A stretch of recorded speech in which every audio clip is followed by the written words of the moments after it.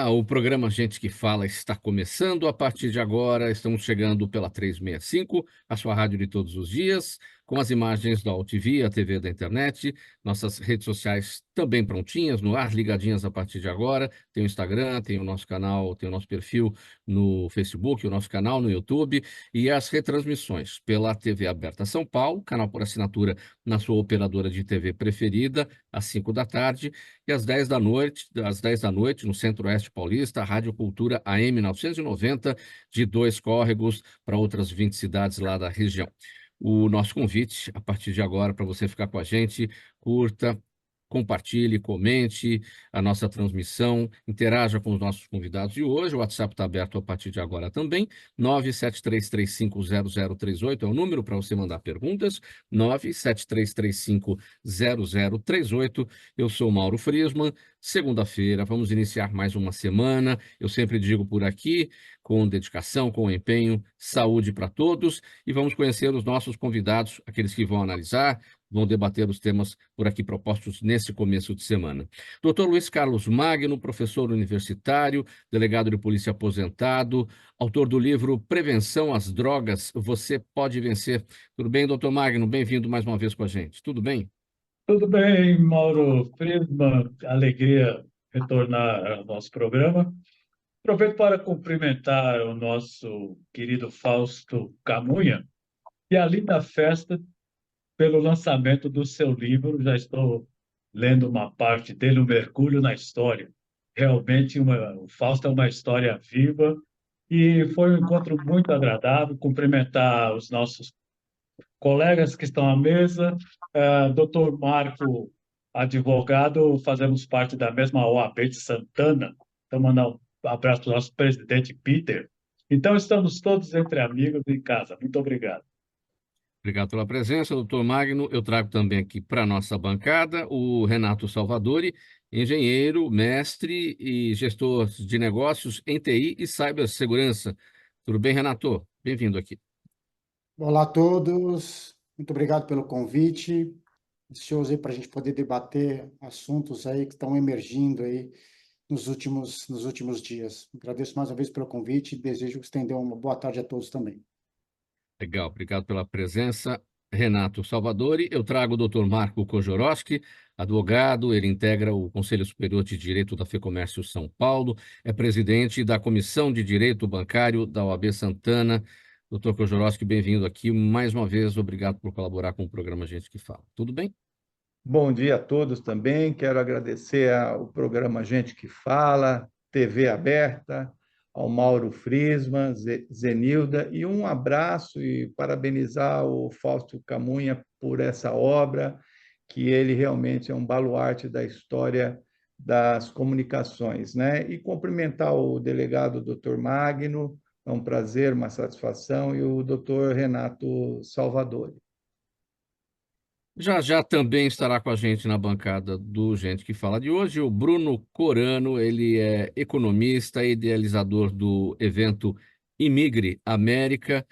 Já já ele se junta a nós aqui. Enquanto isso, a gente vai para o primeiro tema do programa Gente que Fala desta semana, para dizer que o seguinte: 10 nomes concorrem à prefeitura da cidade de São Paulo. E faltando menos de um mês para as eleições, os candidatos disputam os votos dos 9.300.000 eleitores paulistanos aptos a irem às urnas, né? O que se vê nos debates até aqui, nas redes sociais, em relação aos 6 candidatos mais bem posicionados nas pesquisas de intenção de voto, Guilherme Boulos, Ricardo Nunes, o atual prefeito, Pablo Marçal, Tabata Amaral, José Luiz da Atena e Marina Helena, são mais ataques pessoais do que apresentação de propostas e projetos para a melhoria da qualidade de vida, para o desenvolvimento da maior cidade da América Latina, que é São Paulo. Infelizmente, esse cenário não ajuda muito o eleitor na hora da definição do voto. Não é, doutor Magno? Qual que é a sua análise? Análise, sou paulistano. Mês passado completei 70 anos, 7.0, nascido e criado em São Paulo, capital, dos quais 35 anos na Polícia Civil de São Paulo. Portanto, eu conheço, desculpe a modéstia, como poucos, a cidade, devido às rondas policiais em todas as zonas, de Mauro. e concordar contigo. Infelizmente, os ataques pessoais num nível péssimo, horroroso, inclusive esse final de semana, encontro com a família, meus familiares disseram, não dá para assistir. Tentei assistir, não, eu acho, trocação. E segundo, Mauro, algumas propostas que sabemos absolutamente inexequíveis, seja do ponto de vista ativo, e seja, e a pergunta principal, se tivesse a oportunidade, diria sim, o senhor quer fazer isso? E de onde viria? Porque até hoje não veio essa verba. Então, nós ficamos sem uma opção, eu até hoje não tenho ainda definido devido a isso. Algumas propostas são absolutamente inexequíveis. Vou acabar com a enchente. Rapaz, você não conhece a cidade, pá. Eu vou tirar todos da favela. Nós vamos levar para onde? Esses milhares de famílias. Então, Mauro, não posso segurar a palavra, mas frustrado. Essa seria o mínimo para dizer deles todos, hein? Não vou isentar nenhum. Para pegar gancho aqui na sua frustração, vamos falar exatamente da sua área, né, que é a segurança pública, porque a segurança pública tem aparecido já há um tempo como a principal preocupação dos paulistanos.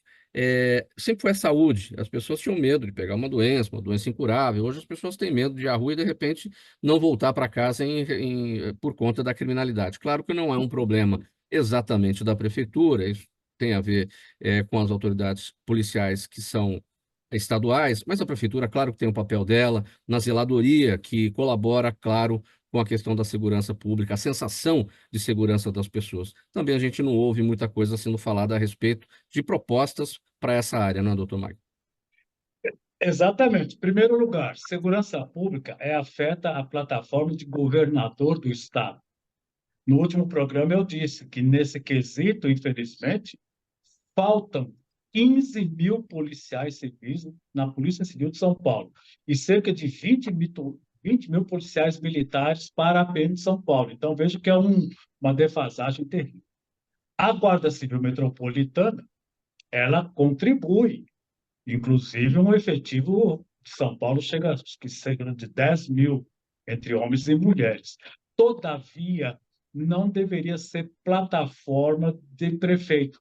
Prefeito, a zeladoria, enchentes, inundações, escolas municipais, corpo docente reclamando dos salários. Eu imagino que deveria ser essa a prioridade.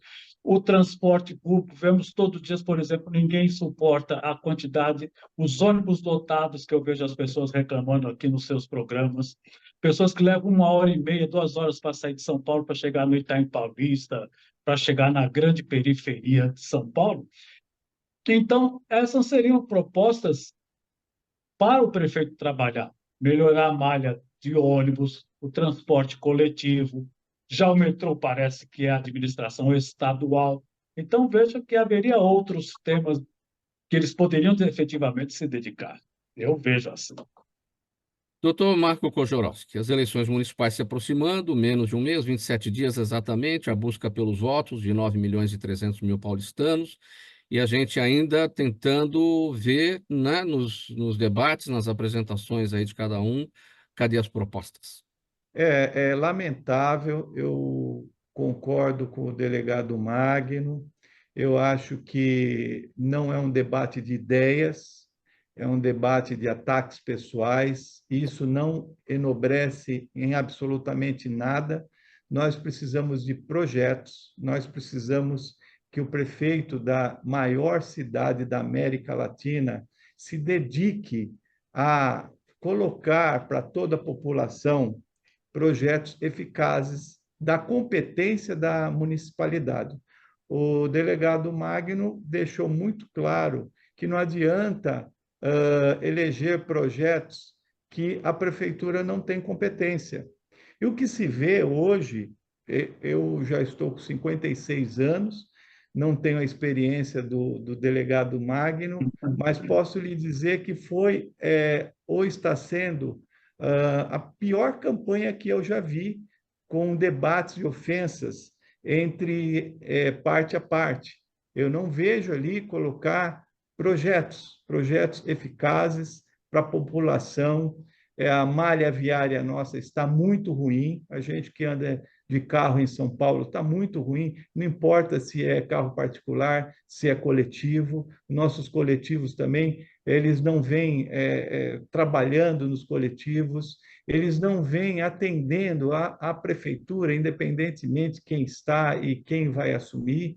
Eu acho que o debate tem que ser de ideias, debates de projetos, coisas factíveis, coisas verdadeiras, porque a população, em absoluto, não ganha nada se não ser um grande lamento por o que está vindo nessa campanha. E nós estamos falando aí, acho que 20 ou 30 dias para as eleições. Então, Mauro, me frustra muito acompanhar esses debates. Eu espero que esses 20 dias eles possam realmente colocar os projetos. Não adianta falar que tem projeto lá no site ou tem projeto que está arquivado. Não, nós temos que trazer esses projetos e que os debates sejam realmente para trazer esses projetos que eles têm e que eles podem fazer. Esse é o meu pensamento. Renato Salvadori, eleições municipais, busca por votos, porém com muito mais ataques do que com propostas de fato, né? A sua análise a partir desse tema e a partir também, no geral, e a partir também da sua área, né? Tecnologia, a questão do ensino tecnológico para os pequenos, né? Afinal de contas, é a prefeitura que cuida dos pequenos, e que também é um olhar que é preciso ter, que a gente não ouve ninguém falar a respeito. Exatamente, é uma boa oportunidade para tocar nesse assunto, né? Houve uma mudança crescente aí de novas tecnologias e novas necessidades de mercado, né? Então, hoje, por exemplo, no ramo que eu atuo, que é o ramo de cibersegurança, existem muitos poucos profissionais qualificados e que poderiam ser trazidos ali de uma formação mais técnica, né? Inclusive introduzindo na grade curricular, inclusive já no início, né? Noções ali de programação, né? Lógica, programação, também um pouco noções cuidar de dinheiro, né? Financeiro que a gente não vê, né? Então, o que eu entendo que a educação ainda está um pouco defasada do que a realidade nos impõe, né? Mas eu queria fazer um outro levantamento, uma outra observação, Sim. que é um fenômeno que já vem ocorrendo, na verdade, desde as eleições assim, que eu me recordo, desde as de 2014, né? Que é a massividade das ações em sistemas digitais, né? Começou lá em 2014, com os disparos de WhatsApp, né? Todo mundo lembra, né? Isso vem crescendo, vem crescendo, vem crescendo, e hoje quem não fala dos cortes, disso, daquilo, né, de um contra o outro, se vem usado muito, né? Eles estão usando de forma muito massiva. Tem um deles que tem um conhecimento maior, né? Mas meu ponto aqui que eu queria chamar a atenção é que com esse aumento de campanhas digitais, e hoje todo mundo tem um telefone, né? Principalmente em uma grande capital, quem não tem, né? Todo mundo tem um telefone, não importa se é o mais caro ou mais barato, mas todo mundo tem um acesso, né? A gente está falando de São Paulo, né? Então, há uma maior disposição desses eleitores também com relação ao ataque cibernético, né? Com fraudes, golpes, phishing, todo o processo de manipulação. Nós ficamos às vezes, muito preocupados com as nossas configurações de privacidade. Eu sempre falo isso sobre revisar as configurações de privacidade, mas a nossa interação com a rede social, ela é rastreada também, né? Então, quem trabalha com segmento digital, que faz campanhas, usa lá o tal do tráfego pago, né? Sabe que ele consegue fazer todos esses filtros e direcionar a campanha, direcionar todos esses jargões, essas palavras, esse método de captar as pessoas através das nossas interações. Então, é fundamental que o eleitor também fique de olho, né? Para que não seja direcionado e consiga ter uma opinião mais limpa, né, mais concreta com relação ao que dá para extrair desse, como os dois doutores comentaram, né, espreme, e o que sair ali conseguir ter uma opinião mais isenta, né? Essa coisa dos ataques pessoais em maior quantidade e menos propostas tem muito a ver com a questão das redes sociais, Totalmente. uma vez que os debates antigamente eles serviam de fato para apresentar propostas. Hoje, se você vai para o debate disposto a fazer um ataque, porque você quer fazer um recorte daquilo, você usa as palavras corretas que vão movimentar os algoritmos para chegar nas pessoas que você quer atingir, enfim, então o debate está completamente fora do que deveria ser e perdeu a sua função. Então, os eleitores têm que ficar muito, muito atentos ao que eles compartilham online, né? Tem muita preocupação com o que eles compartilham online, especialmente em plataformas ali de acesso público, né? Que as campanhas usam.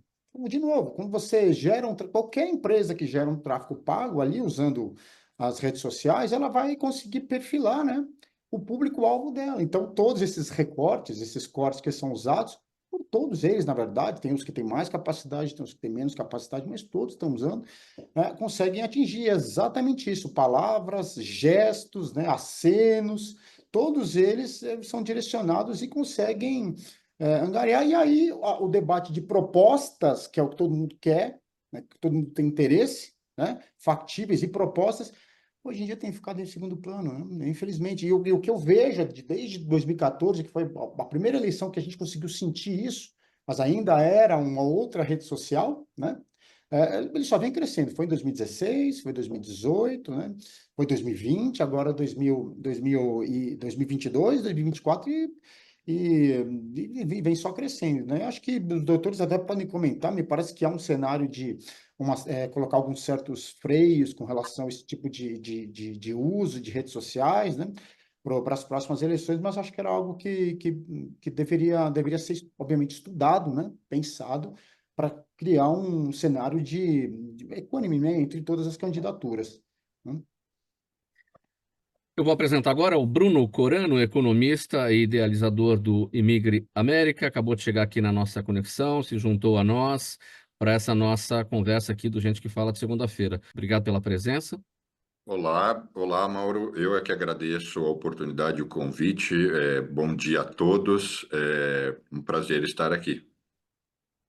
Bruno, a gente já iniciou aqui a nossa conversa, o primeiro assunto do programa Gente que Fala. Estamos tratando aqui das eleições municipais, há 27 dias do pleito e a busca pelos votos aí de 9.300.000 eleitores.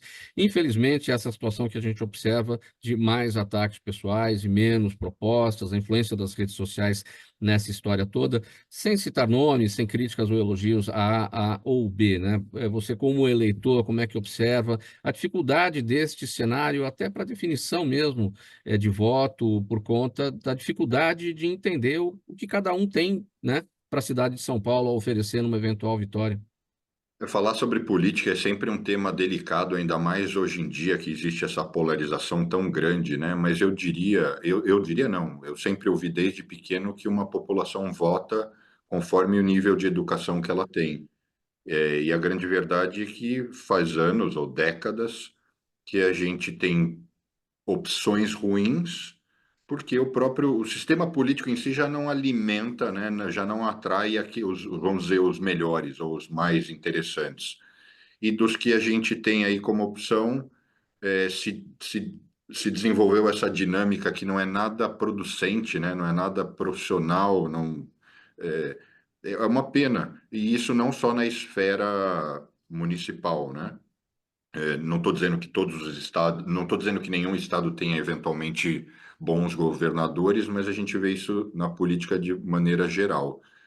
Eu sou paulistano e eu torço muito para que de alguma forma seja lá quem ganhar que faça uma boa gestão, né? Então, até para fechar e te devolver, eu acho que até esse é o último sentimento, né? O sentimento é, mesmo que eu seja do partido A ou B, se ganhar o C, ainda assim a gente tem que estar ali todos dispostos a torcer para que ele faça a melhor gestão possível. Muito bom, vamos seguir. Próximo tema, programa Gente que Fala de segunda-feira, abrindo essa semana pela 365, sua rádio de todos os dias, as imagens da UTV, a TV da internet, redes sociais, nosso canal no YouTube e tem as retransmissões às 5 da tarde pela TV Aberta São Paulo, canal por assinatura na sua operadora de TV preferida e às 10 da noite pela Rádio Cultura AM 990 de Dois Córregos no Centro-Oeste paulista. Próximo tema é o seguinte: o promotor de justiça Juliano Atoji, do Grupo de Atuação Especial de Repressão ao Crime Organizado, o GAECO de São Paulo, revelou detalhes sobre a atuação do PCC na Cracolândia paulistana. Ele descreveu um complexo ecossistema criminoso que se instalou na região central da capital, aproveitando-se da vulnerabilidade dos usuários de drogas. E, de acordo com o promotor Atoji, a principal tendência do crime organizado, não é, doutor Magno, é a infiltração no poder público para participação em contratos administrativos, ou seja, os tentáculos do crime organizado cada vez mais no poder público, em qualquer esfera, né? Não é só no municipal, não. A nossa experiência foram mais de 20 anos de atuação no Departamento de Narcóticos. E os primeiros 8 anos do DENARC eram ali na Rua Brigadeiro Tobias. E a Cracolândia havia iniciado na antiga estação rodoviária de São Paulo. Então, já se passaram 30 anos. Eu sou um crítico contumaz, porque até hoje nós não vimos uma política de Estado. Eu, sempre que posso, eu digo, eu tenho visto política de fulano de tal. Agora é o plano do Copas, agora é o plano da Marta Suplicy, agora é o plano... E cada prefeito que assume muda toda a regra. E aí, Mauro, nós perdemos os vínculos e o próprio dependente químico, uma hora oferece dinheiro, outra hora não oferece dinheiro, enfim. O que nós temos hoje? Faz alguns anos, só para te dar uma ideia, as Forças Armadas têm dobrado o cuidado para a admissão de soldados naquela primeira convocação dos 18 anos. O que acontece? De repente, aquele jovem de 17 anos que é traficante, ele fica louco para servir as Forças Armadas. Ele é tomado por uma sensação de nacionalismo, ele quer servir as forças. Bobagem. Ele quer passar um ano lá, sendo treinado em armas de alto calibre, em técnicas de rastreamento, etc, etc. Então, faz muitos anos, o Departamento de Narcóticos colaborava com as Forças Armadas, procurando fazer uma triagem para ver se, pô, esse menino, que vontade é essa de repente, servir as Forças Armadas e o passado dele. Hoje nós sabemos que, infelizmente, o crime organizado paga até curso de direito para o jovem ou a jovem ir para o curso de direito, mas o retorno é ele se empenhar para fazer um concurso para delegado de polícia, entrar na PM, entrar no Ministério Público, até na magistratura. Isso nós temos informações. Então, veja que eles estão, de fato, por exemplo, médicos, alguns bandidos são baleados, eles não vão para hospitais. São médicos cujas famílias receberam do crime organizado, eles pagam para o seu filho fazer o curso de medicina, só que em retorno é um médico que se coloca à disposição. Então, quando alguém é baleado, leva na doutora fulana de tal, é nossa. Nossa. Então, veja, se eu continuar falando, vocês vão falar assim, pô, nós estamos ficando loucos. Mas é o mesmo que a máfia na Itália fez nos anos 50 e 60, com pessoas que ingressaram na política. Já tivemos, né, filhas, no Brasil, em passado recente, governadores e até ministros afastados, desembargadores afastados por envolvimento direto com o tráfico de drogas, dada a movimentação financeira, e eles vão se especializando. Nós temos um colega aí na mesa, o Renato, sabe desse envolvimento, com esse dinheiro que eles possuem, ou o domínio que eles avançam sobre as tecnologias. Então, é algo que deve preocupar profundamente tanto a Polícia Federal quanto as polícias estaduais, a fim de, pelo menos, chegarmos juntos. Veja que no final de semana nós tivemos aí a prisão de uma moça e os bets, e esses bets, outro dia eu falei para um amigo, eu falei, rapaz, você joga nisso? Isso é lavagem de dinheiro, esse dinheiro vem do crime organizado. E ele ficou assim espantado. Eu disse, como assim? Porque depois que lava o dinheiro, esse dinheiro ele pode até declarar. Ele diz, não, esse carro eu comprei, tem nota fiscal. Eu tenho 4 milhões, 20 milhões na conta, mas eu ganhei nos bets. Eu ganhei na Loteria Federal. Ele compra os bilhetes premiados e depois ele diz, olha, isso aqui eu ganhei na Loteria Federal. Então, de fato, é isso. Doutor Magno, hoje muito se fala em seguir o dinheiro do crime organizado para sufocar. Será que é este o melhor caminho? Porque, assim, antigamente, a gente está falando de uma coisa de 30 anos, já se foram 2 gerações. Antigamente, você não tinha os tentáculos do crime, do crime organizado no poder público, né? O senhor mesmo destacou como o crime organizado Sim. patrocina este ou aquele para chegar aí nas esferas de poder.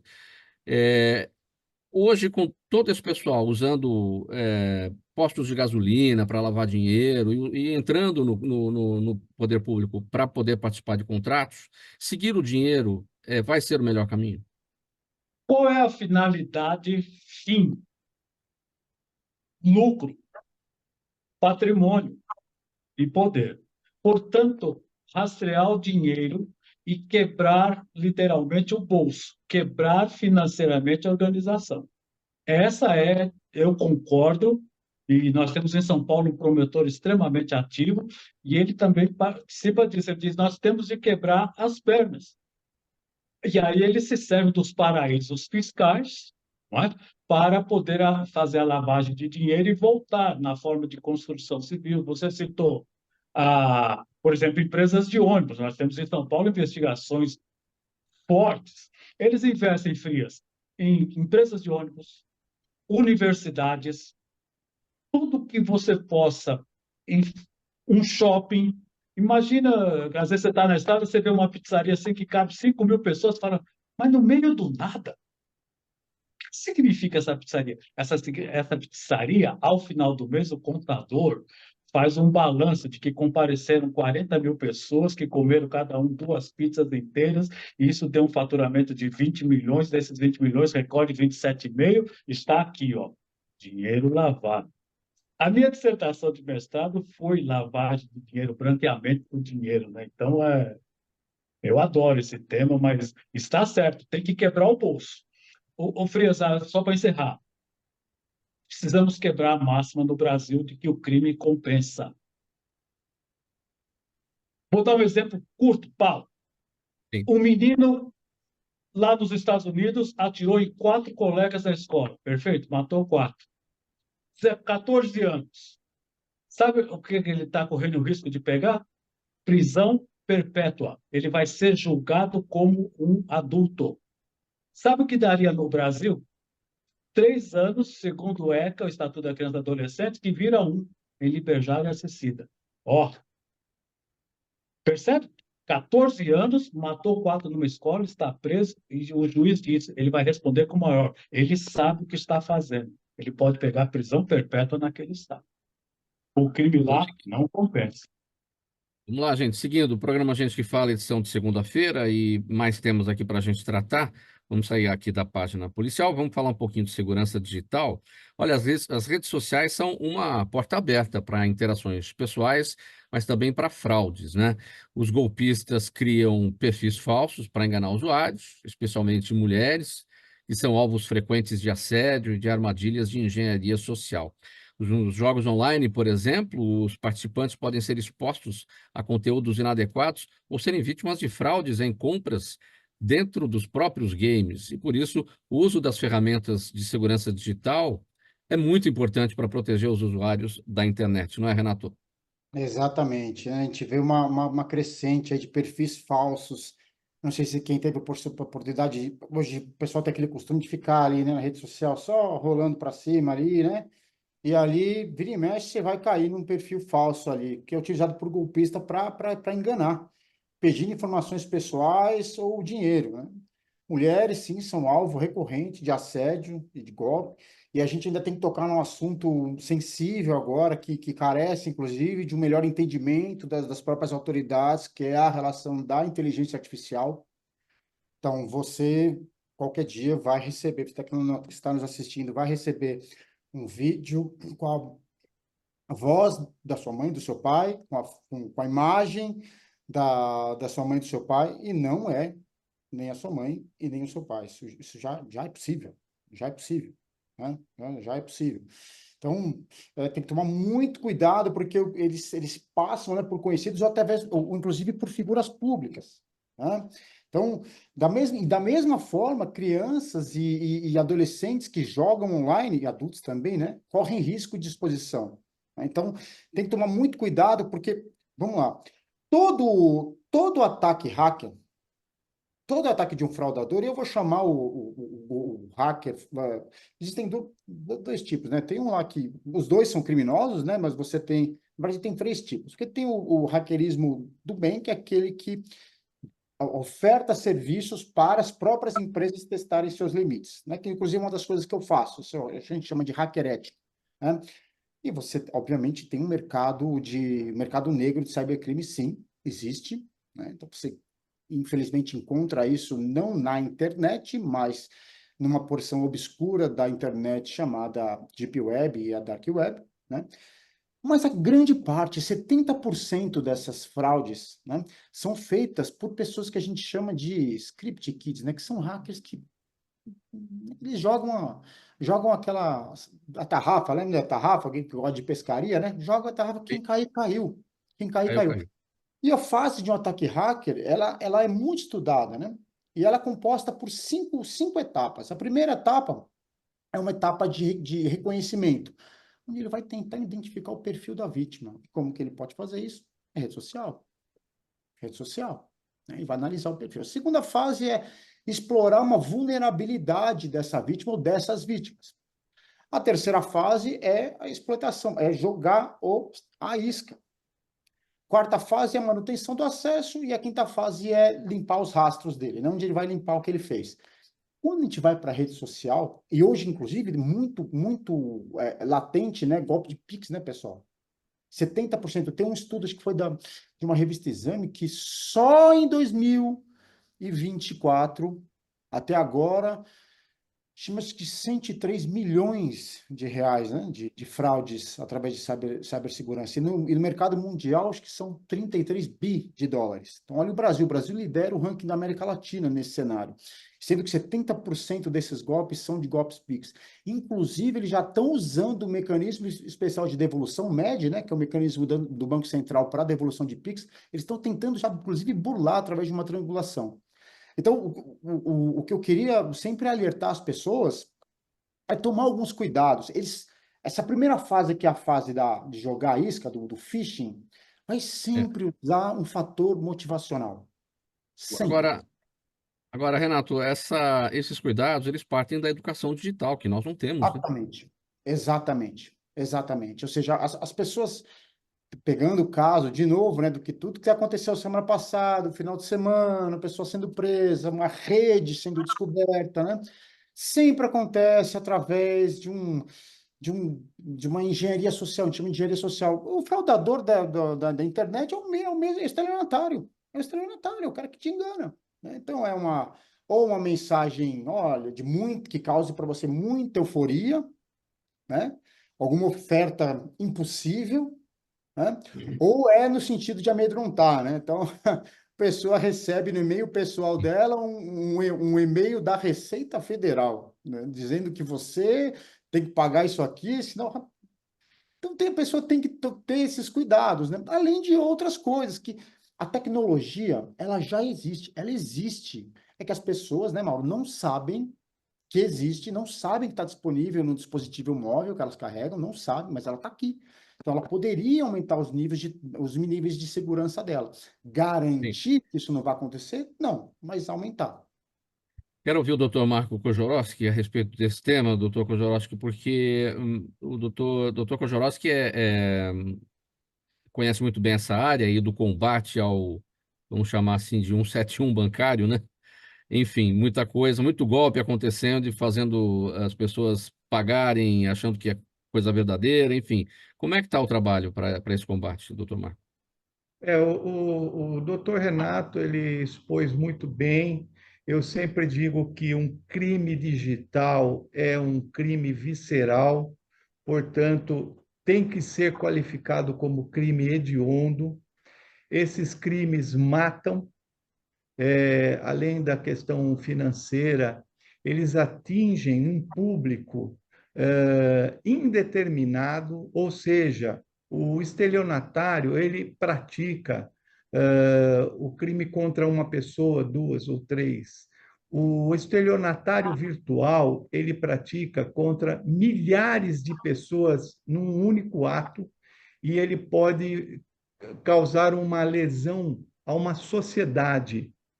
Então, eu vou mais além, eu acho que além de faltar a educação, como o Mauro colocou, que essa educação tem que ser colocada nas faculdades, nos colégios também, e nos colégios, né? Hoje a criança nasce com o iPhone na mão, então antes dele falar, ele sabe usar o iPhone, sei lá, o smartphone, vamos dizer assim, né? Mas o que acontece, Mauro, é que esses crimes têm que ser combatidos. Eu acho que aí a polícia civil, até depois o doutor Magno pode talvez nos orientar melhor, mas eu acho que a polícia civil tem que ter delegacias especializadas, e eu sei que tem, mas você veja que um crime de 2022 foram pegar agora em 2024. Não dá mais para esperar 2 anos para que você coloque um meliante na cadeia, para que você entre com um inquérito policial contra o meliante. Eu acho que o ladrão ele está muito à nossa frente com relação à polícia civil, com todo respeito, que eu adoro e gosto muito, mas eu acho que a gente precisa ter mecanismos mais fortes, leis mais duras e uma atuação imediata. Esse é o meu ponto de vista. Antes de ouvir o Dr. Magno, quero ouvir o Bruno Corano, porque o Bruno está num contexto diferente, por conta da vivência dele com o ambiente americano. O que a gente tem a aprender com os Estados Unidos nessa área, Bruno? Bom, a gente tem muito, com certeza, muito a aprender, né? Embora os Estados Unidos também tenham os problemas que a gente tem no Brasil, em todos os sentidos, eu digo, desde fraude de cartão até tipos de estelionato virtuais, mas o que eu sinto é que eu estou falando isso com uma certa propriedade, porque o diretor mundial de cybersecurity da Mastercard é brasileiro, é um amigo, então eu acabo tendo contato um pouco com os programas que ele vem implementando. Então eu percebo que a própria dinâmica aqui é um pouco mais fácil de ser exercida, porque como tem menos problema, menos fraude, menos violência, os casos que acontecem realmente as pessoas são punidas. Então, em outras palavras, dar um exemplo muito besta, mas muito real. Se você der ré no shopping e você bateu no carro de trás, quebrou a lanterna e você for embora, tenha certeza que ainda naquele dia uma viatura de polícia vai bater na sua porta e falar: olha, a gente viu na câmera, você quebrou a lanterna do outro carro e foi embora. Então, isso é a simbologia de que a mesma coisa acontece em outras esferas, né? Você tem um risco muito grande e as empresas, aí no caso falando dessa administradora, né, de cartão de crédito, ela tem um retorno muitíssimo maior das demandas que ela gera para o poder público do que quando ela espelha a mesma situação no Brasil, onde ela tem um suporte muito menor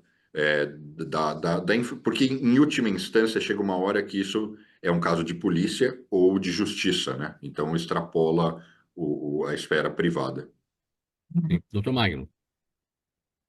Só complementando, acompanhar o Dr. Marco, ele tem plena razão, e eu, como sou professor de direito penal, dizer a ele, ele vai concordar comigo. Mauro, enquanto o crime caminha na velocidade do Dr. Marco, em TI, a polícia e a justiça e o Ministério, nós caminhamos ao passo de cágados, tartarugas, para transformar em inquérito policial a vítima sair de casa ou entrar pelo boletim ocorrência eletrônico, que cai na nossa especializada, prestar declarações. É o que disse o nosso colega, doutor Renato. É um crime contra milhares. Então, enquanto o estelionatário dá um golpe agora ali na Praça da Sé, um bilhete premiado, ele pega uma vítima, duas. Outra coisa, Mauro, as penas são absolutamente irrisórias. Por exemplo, estelionato, artigo 171, dá de 1 a 5 anos. Se você praticar, mas você é primário, bons antecedentes, o doutor Marco te... Bom, em primeiro lugar, você não vai preso. Ele já vai falar assim, ó, você é primário, bons antecedentes, tira um sexto, desconta mais um terço. Mas ele quebrou, você quebrou uma família inteira, você levou a aposentadoria daquela família, você levou o único dinheiro daquela casinha. Então, há um completo descompasso. Para um inquérito policial chegar ao final de uma sentença condenatória, ele corre o risco, inclusive, da prescrição, de não se conseguir punir. É. Então, essa velocidade é que é necessária para acompanhar a... E isso acontece nas demais modalidades criminosas. Veja que, tirando o roubo desses pequenos ladrões na rua, não se pratica mais grandes roubos. Porque o crime digital, eu ganho muito mais dinheiro sem sequer apontar uma arma para alguém. O cybercrime é isso. Eu derrubo milhares, me aponta essa moça que foi presa 2 bilhões e diz, não, não, eu sou uma influencer. Rapaz, eu não tenho nada a ver com isso. É. Tá? É isso. Vamos seguir, gente. Próximo assunto do programa Gente que Fala de hoje, segunda-feira, pela 365, sua rádio de todos os dias, AltV TV da internet, redes sociais, nosso canal no YouTube, as retransmissões, TV Aberta São Paulo, canal por assinatura na sua operadora de TV preferida, às 5 da tarde e às 10 da noite, pela Rádio Cultura AM 990, de Dois Córregos, no Centro-Oeste paulista. Vamos lá, o sonho de muitos brasileiros é o de se mudar para os Estados Unidos. Muita gente pensa nisso, né? Boa parte dessas pessoas imagina que o importante é apenas obter o visto de entrada no país. Mas não é só isso, não. É preciso ter informações sobre o idioma, sobre o inglês, né? Como validar, eventualmente, um diploma brasileiro, se a pessoa for formada aqui, obter crédito, conseguir escola para as crianças, moradia. Tem um monte de outras necessidades aí nessa lista enorme. O Imigre América, que é um evento marcado para os dias 2 e 3 de novembro, que vai acontecer aqui em São Paulo, reunirá 30 palestrantes para detalhar o que é preciso para imigrar de forma planejada e segura. E quem vai dizer o que é preciso é o Bruno Corano. Vamos lá, Bruno. Obrigado pelo espaço, pela oportunidade.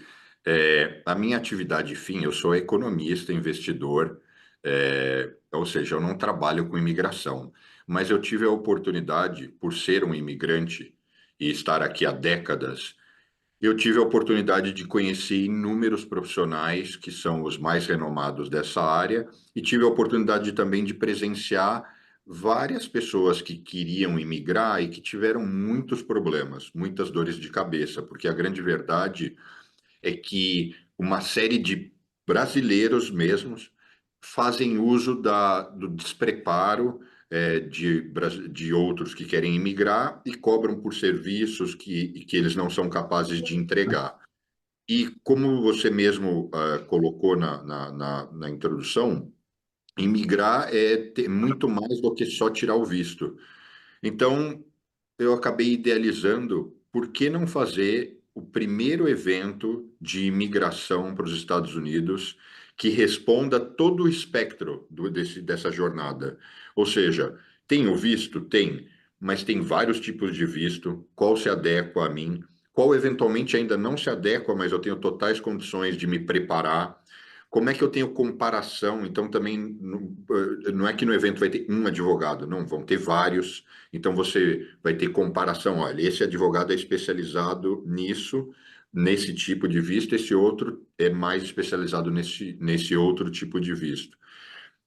Entrando em outros assuntos como constrói crédito, como revalida seu diploma, como você consegue emprego, como você eventualmente compra uma empresa existente ou uma franquia ou abre um negócio do zero, alguns mercados promissores, cases de sucesso. Então, a gente vai levar alguns brasileiros que vieram para cá e que deram muito certo, que vão contar a sua jornada. A ideia é que as pessoas saiam de lá sabendo o seguinte: encontrei os caminhos, estabeleci relacionamento, conheci fornecedores que são determinantes, e encontrei caminhos definitivos para eu imigrar de uma maneira segura e clara. Você errou quando imigrou, e aí se teve esse eventual erro, o que você pode fazer de alerta para que as pessoas não incorram no que aconteceu com você? Eu não sou um bom exemplo porque a minha mãe é americana, então eu venho para cá desde muito novo e acabei mudando na época da faculdade, mudando de vez, né? Embora eu tenha nascido no Brasil e cresci em São Paulo. Mas inúmeros amigos passaram por essa dificuldade. Eu acho que tem dois perfis. O perfil mais comum atualmente é o perfil do brasileiro que tem, ele é qualificado e ele tem recurso, então ele vai e entra com um processo para tirar o green card direto, que são esses vistos atuais. Hoje os Estados Unidos têm uma profunda falta de engenheiro de todas as áreas, de engenheiro agrônomo ou engenheiro civil, falta de profissionais na área de TI, falta de profissionais generalizada na área de saúde, fisioterapeuta, nutrição, médico, assistente. Então, todas essas atividades, entre muitas outras que eu não vou listar, têm uma aceitação muito grande, uma facilitação muito grande para você ter o green card aprovado. Então, aí é que começa a pegadinha, porque isso virou uma indústria, tem um monte de advogado, ou que nem é advogado, né? Tem um monte de agência de imigração que não são sérias, tem advogados que também não são sérios, ou que dizem que são advogados e nem são. Então, é aí que já começa a pegadinha. Tem inúmeros casos, e isso eu não conheço essas pessoas, eu acho, encontrei esses casos na imprensa. A pessoa é um caminhoneiro e falam para ela o seguinte: vai ser moleza você conseguir o green card. Cobram dela um valor relativamente caro para ingressar com o processo, sabendo que o processo não vai ser aprovado, porque a pessoa não atinge os requerimentos para aquele visto. Mas, no entanto, estão interessados só em vender o processo. Então, claro que eu dei um exemplo mais dramático, mas desde aí qual é o tipo de visto, quais são os advogados sérios, quais não são. Então, eu tenho dito isso em algumas entrevistas que eu participo, a gente não vende nada. Nós não somos agência de imigração, nem eu só, por ter uma empresa de eventos há mais de 20 anos no Brasil que faz eventos esportivos, por eu ter conhecido toda essa indústria e por eu ter me exposto na rede social para falar de economia, mas o que eu mais recebo de dúvidas é: qual o custo de vida em Nova York? Quanto se paga para morar? Dá para viver bem com US$ 5.000? Então eu falei, nossa, as pessoas se interessam muito por esse tema, né? Pelo tema que é uma vida melhor, né? Você mudar de cenário e ir para um lugar que tem inúmeras vantagens, né? Bom, o Imigre América, o evento que você está propondo, com esses 30 palestrantes, dias 2 e 3 de novembro, na Câmara Americana de Comércio para o Brasil, né? Rua da Paz, número 131, zona sul aqui da capital, Chácara Santo Antônio. É isso. Você mora onde nos Estados Unidos, Bruno? O meu escritório é em Manhattan, É. ou seja, eu estou aqui, fica no Hudson Yards, que é uma área revitalizada, né? Era uma área que alguns anos atrás era uma área ruim, e a minha casa fica em New Jersey, mas eu já morei em Manhattan. Aí é uma questão de escolha, né? Morar em Manhattan é uma dinâmica de vida diferente.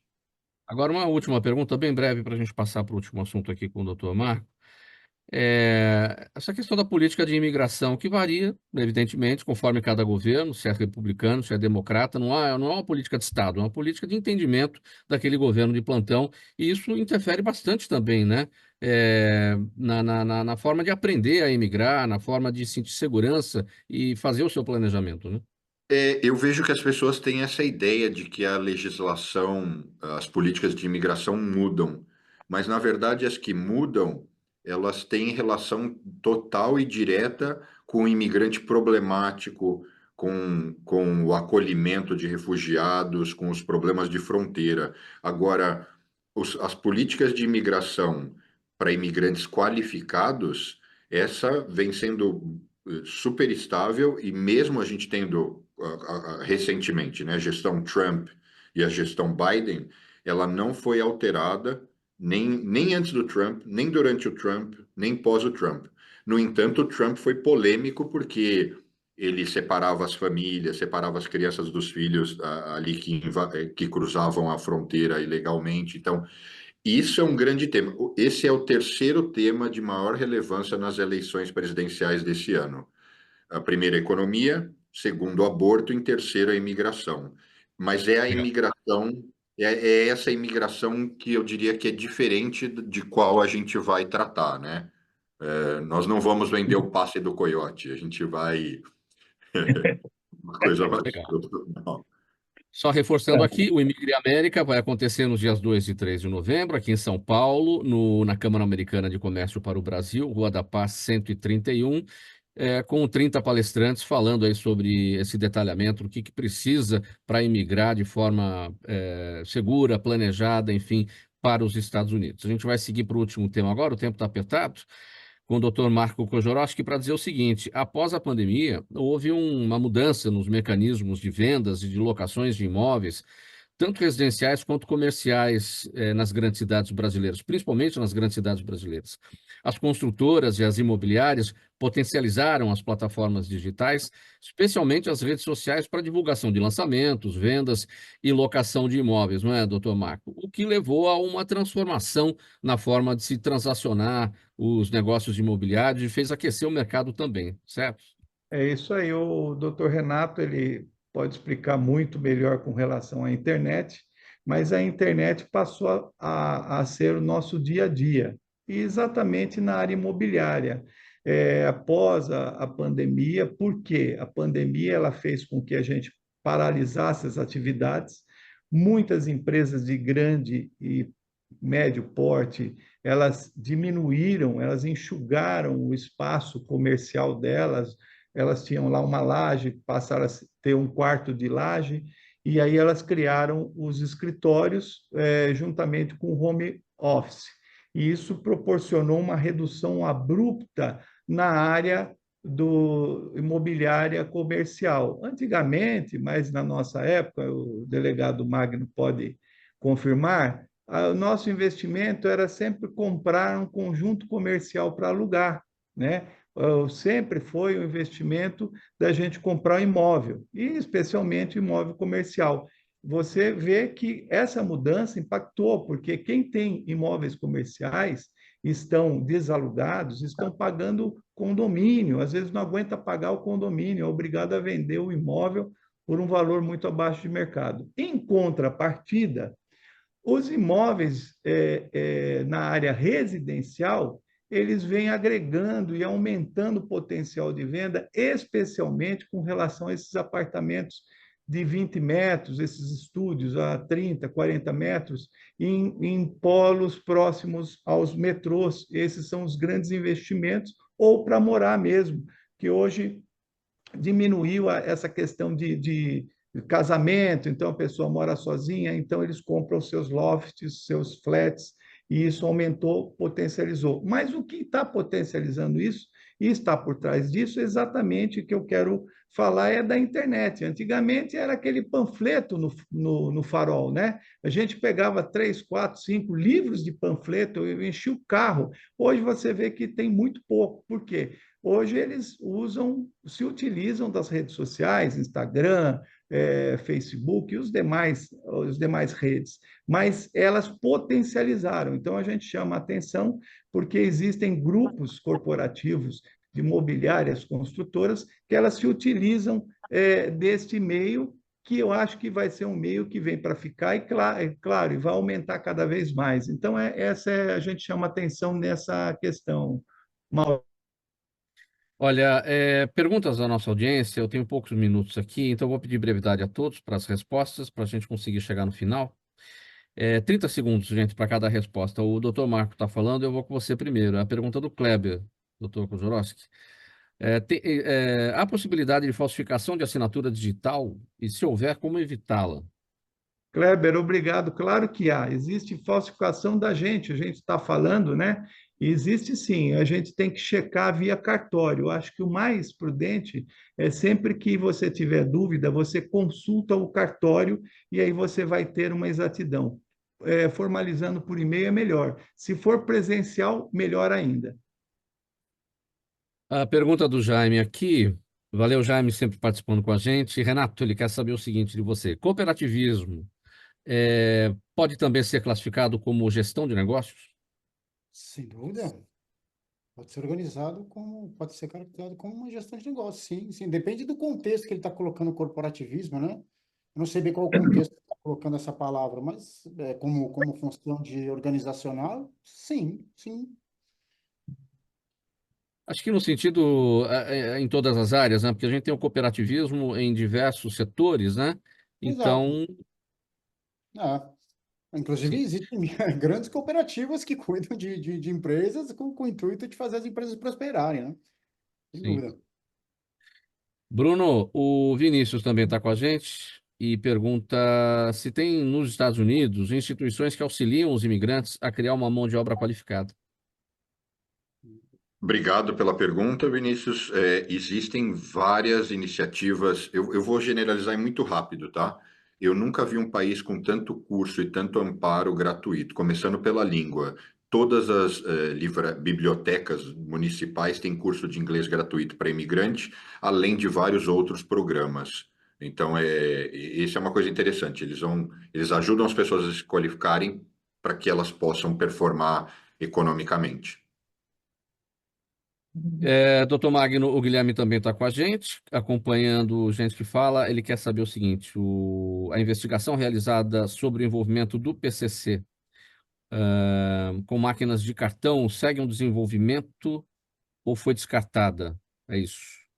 A investigação realizada sobre o envolvimento do PCC com máquinas de cartão segue em desenvolvimento ou foi descartada? Bom, eu não Se posso ocorre falar. ainda a investigação, acho que é esse o entendimento. Se ainda É, segue a investigação. Uhum. eu não posso afirmar porque desconheço o teor dessa investigação.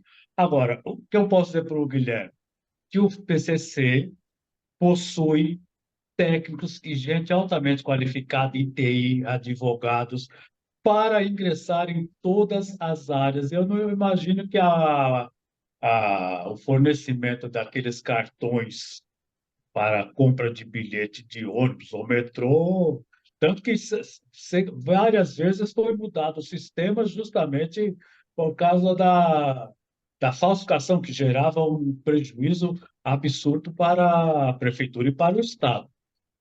Nenhuma área, onde houver dinheiro, o crime organizado ele vai procurar se infiltrar. Como disse, nem as instituições que salvaram, Forças Uhum. Armadas, polícias, Ministério Público, magistratura, a medicina, enfim, economistas, eles possuem economistas do tamanho do Bruno, então o negócio é muito grande. A gente não teria que fazer um programa inteiro para alguém pensar o tamanho que é o chamado PCC. Vamos pôr um ponto final, então, na nossa edição do programa Gente que Fala e agradecer a todos os participantes de hoje aqui pelas colaborações. Em nome de toda a equipe do programa Gente que Fala, estiveram com a gente o Dr. Luiz Carlos Magno, delegado de polícia aposentado, professor universitário, autor do livro Prevenção às Drogas, Você Pode Vencer, o Renato Salvadori, engenheiro, ele é mestre e gestor de negócios em TI e em cibersegurança, Bruno Corano, economista, idealizador do evento Imigre América, que vai acontecer agora em novembro, aqui em São Paulo, e o Dr. Marco Kojorowski, advogado, ele integra o Conselho Superior de Direito da FEComércio São Paulo e é o presidente da Comissão de Direito Bancário da OAB Santana. Um abraço para todo mundo, a gente espera revê-los aqui em breve. Programa Gente que Fala há 23 anos no ar, sempre realização da ABCom, apresentação minha, Mauro Friesman, a Zenilda Salvato é a nossa diretora de produção, o jornalista Fausto Camunha é o nosso diretor-geral, você do outro lado, espectador, internauta, ouvinte, a razão da nossa presença por aqui sempre. A gente volta amanhã pela 365, sua rádio de todos os dias, AltV, TV da internet, redes sociais, YouTube e as retransmissões. 5 da tarde pela TV Aberta São Paulo, canal por assinatura na sua operadora de TV preferida, e às 10 da noite pela Rádio Cultura AM 990 de Dois Córregos, no Centro-Oeste Paulista. Um abraço a todos, tchau, até amanhã.